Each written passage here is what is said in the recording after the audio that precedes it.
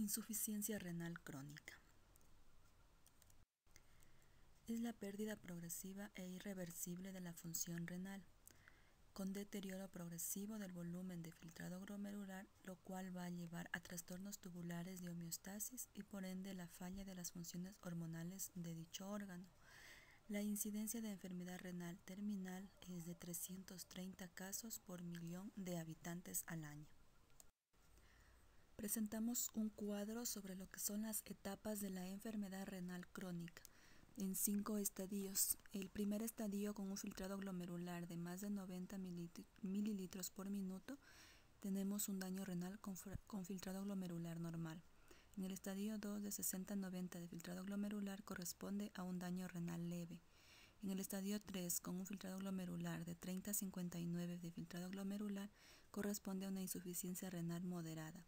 En el estadio 4, con un filtrado glomerular de 15-29, correspondería a una insuficiencia renal grave. Y en el estadio 5, con un filtrado glomerular menor de 15 milímetros por minuto, correspondería a un paciente que necesitaría ser tratado por diálisis o prediálisis. Etiología.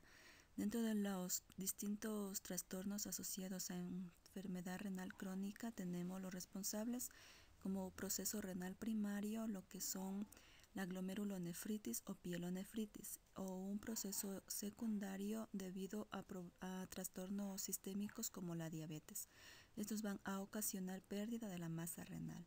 Tenemos un cuadro asimismo de las diferentes patologías que van a ser causantes de insuficiencia renal crónica. Tenemos la hipertensión arterial en un 23.4%, nefropatía diabética en el 21.8%, glomerulonefritis en el 19.7%, nefritis intersticial en el 6.4%, poliquistosis renal en el 5.9%, de etiología desconocida el 8.8% y varios u otros 14%.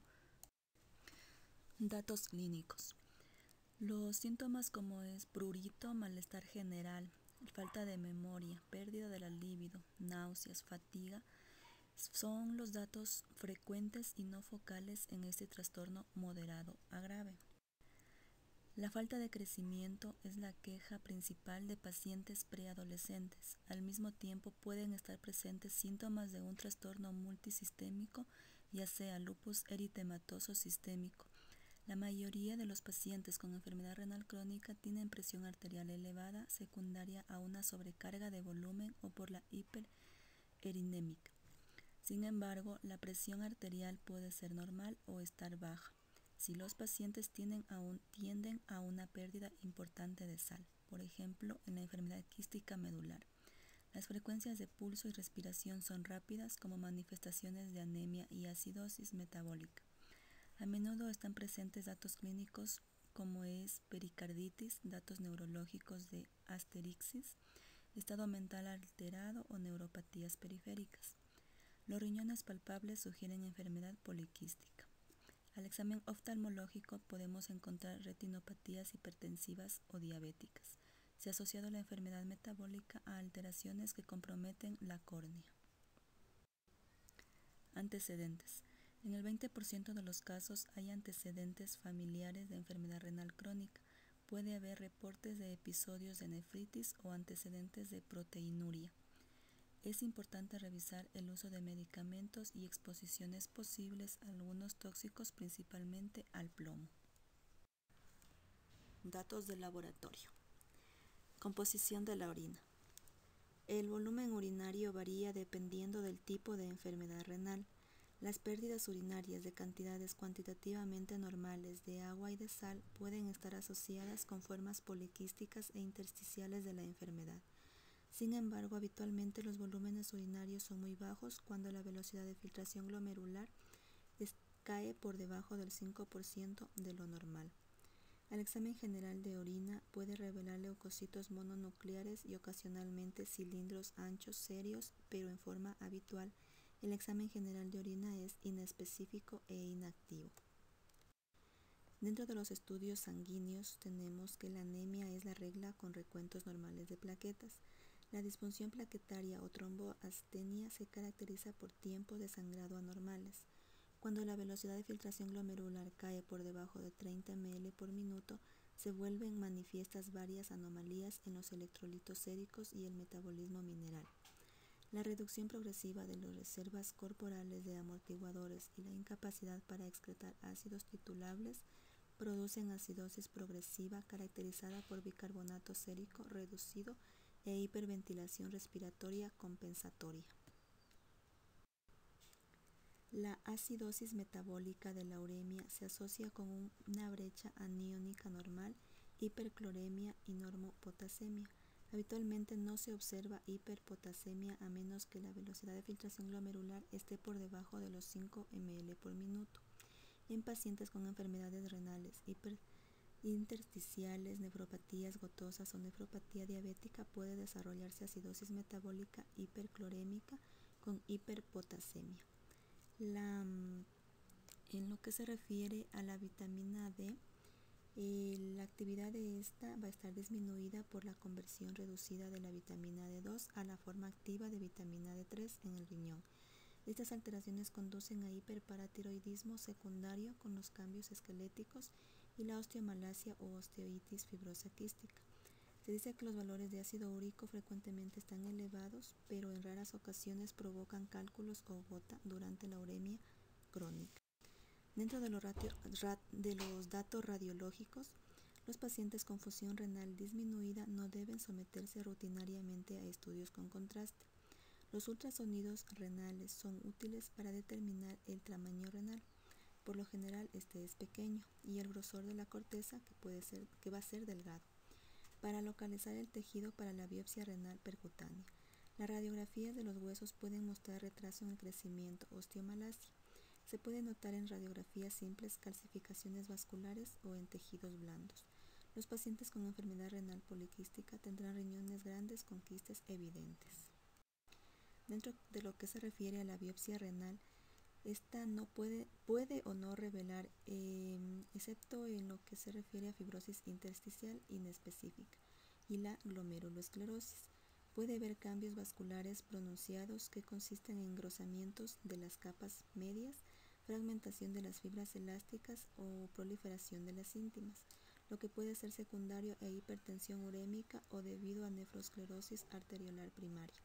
Las biopsias percutáneas o abiertas de los riñones encogidos en estado final se asocian con una tasa alta de morbilidad, especialmente el sangrado. Tenemos ahora lo que es el tratamiento. Estudios recientes indican algún beneficio de ciertos fármacos para reducir la evolución de la enfermedad renal crónica. Estos incluyen el uso de inhibidores de la enzima convertidora de angiotensina, bloqueadores de los receptores de angiotensina, agentes que disminuyen los lípidos y antagonistas de la aldosterona. Los pacientes deben vigilarse estrechamente por la probable hiperpotasemia. En general, el manejo debe ser conservador hasta que se haga imposible para los pacientes continuar con su estilo de vida acostumbrado.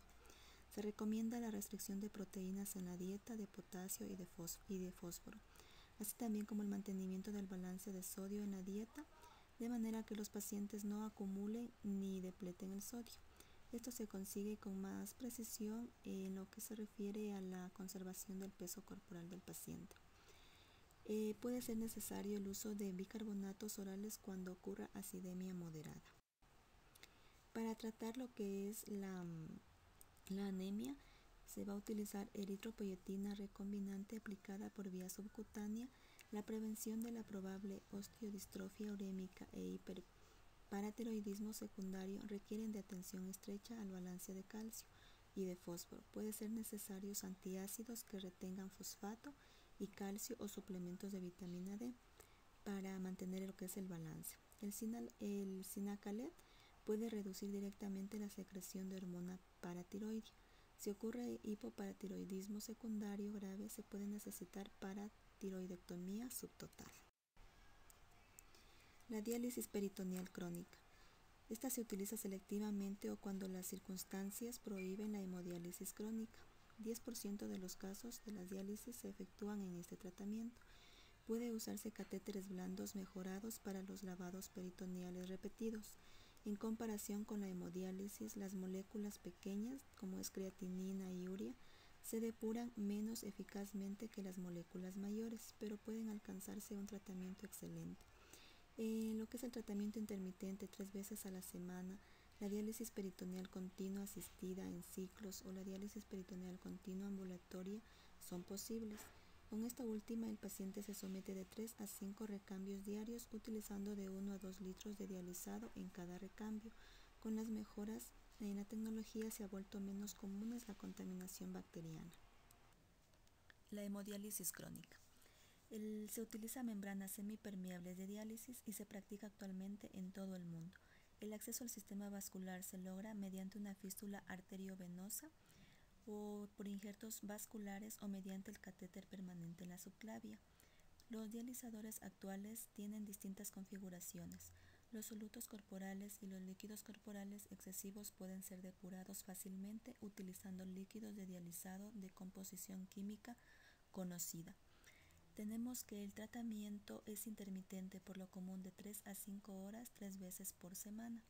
Dentro de los principales problemas comunes con cualquier tipo de diálisis crónica incluyen infección, síntomas óseos, accidentes técnicos, anemia persistente y trastornos psicológicos. Con el tratamiento a largo plazo se da un aumento de la morbimortalidad por aterosclerosis. Los pacientes urémicos con diálisis van a desarrollar síndrome de agotamiento, miocardiopatía, policardiopatías y amiloidosis. Se puede realizar una nefrectomía únicamente en aquellos casos en los que presentan hipertensión refractaria, reflujo con infección o enfermedad poliquística con sangrado. El trasplante renal es una alternativa aceptable para hemodiálisis de mantenimiento. Dentro de los principales fármacos que se van a utilizar después del trasplante son prednisona, azatioprina, mofetil de micofenolato, ciclosporina, tacrolimo, sirolimo y bioagentes inyectables. Dentro de las principales ventajas tenemos el restablecimiento de la fisiología química corporal y las desventajas principales, la supresión de la médula ósea, infección y riesgos de oncogénesis y los problemas psicológicos. Se dice que los problemas tardíos con el trasplante comprenden enfermedad recurrente en el riñón trasplantado y una incidencia aumentada en lo que se refiere al. Muchas gracias por su atención.